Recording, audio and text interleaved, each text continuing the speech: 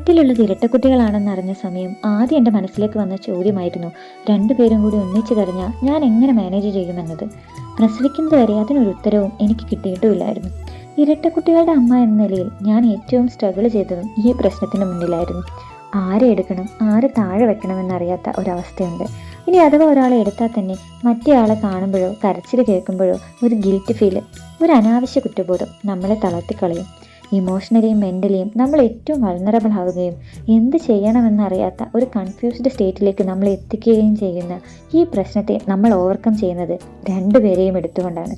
എടുക്കാനും നോക്കാനും തയ്യാറായി ഒരുപാട് പേരുള്ളപ്പോഴും അവർക്ക് നമ്മൾ മാത്രം മതിയെന്ന് പറഞ്ഞ് ഒട്ടിയിരിക്കാൻ കരയുന്ന ആ രണ്ടുപേരെയും നമ്മൾ അങ്ങ് ചേർത്ത് നിർത്തും.